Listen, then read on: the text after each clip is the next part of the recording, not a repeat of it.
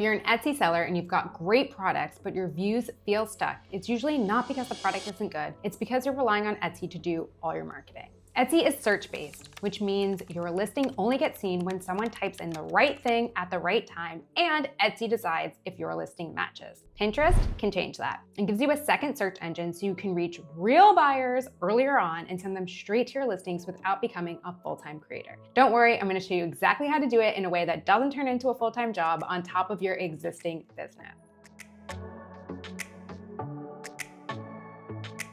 Hi, I'm Max. I help bloggers, online sellers, and affiliate marketers get their content seen without burning out. If that sounds like your vibe, now's a great time to hit like and subscribe so you don't miss future videos like this. In today's video, I'm going to show you how to use Pinterest for Etsy sales in 2026 with a simple step-by-step setup. We'll cover the mindset shift Etsy sellers need to make, how to pull keywords straight from Etsy SEO, how to set up your Pinterest profile like an extension of your shop, what pins to post so you actually get clicks, the clean way to link to your Etsy account without looking spammy, and finally, how to stay consistent without burning out, including where tools like Pin Generator can fit in. If you're looking to use Pinterest for Etsy sales, there are a few things you need to understand about each platform and how they work together. We've already spoken about Etsy and how it ranks and pushes your products, but let's talk about Pinterest.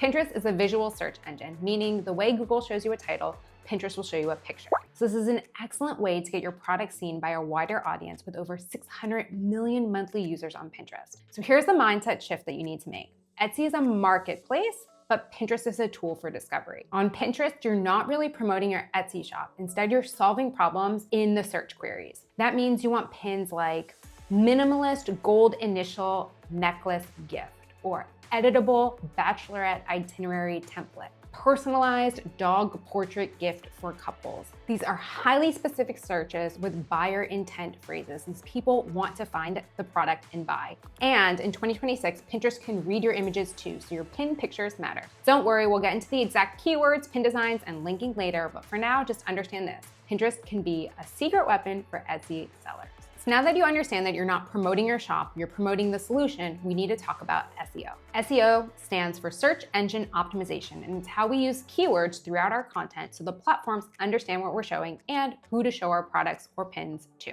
I'm going to assume your Etsy shop is already set up correctly. Your listing has titles, tags, attributes, plus categories and sections for stickers or wedding templates or jewelry or whatever it is you sell. All of that will help Etsy understand your products and how to show it to buyers.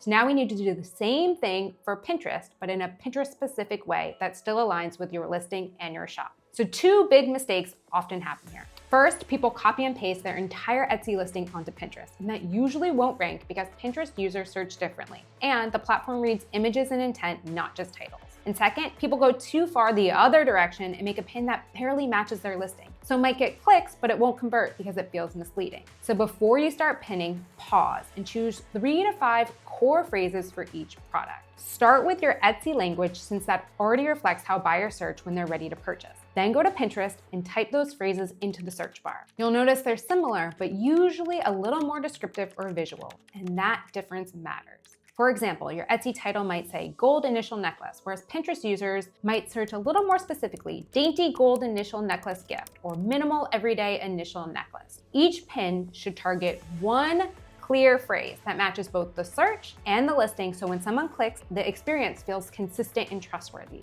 That's what's gonna drive your traffic and sales. So now let's make sure your Pinterest is set up right. If you're using Pinterest for Etsy sales, setting up your account the right way matters.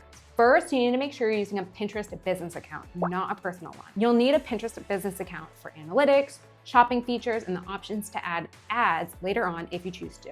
If you have a personal account, you can convert it to a business account, but only if it's tightly niched. If it's old, covers a bunch of random topics, I'd strongly suggest just starting fresh with a new Pinterest business account. It only takes a few minutes to set up, it's completely free, and I have a walkthrough which I'll link in the description below if you need help. So when setting up your account, remember what we just talked about with SEO and keywords. Pinterest learns from your entire profile, not just the pins. So add clear language and keywords everywhere. You can add it to your display name, into your Pinterest bio. You can add it in the board titles and board descriptions. You can add it on your pin titles and pin descriptions and the text on the pins too. Add it anywhere where it fits naturally, but do not keyword stuff. The goal is simple. If a random person lands on your profile, they should understand what you sell in about 3 seconds or less. And if a human can tell, Pinterest can too. For boards, think of them like sections in your Etsy shop. This is how you'd organize your content and your listings. Keep them specific enough where if someone immediately will know why they're there. For example, bachelorette game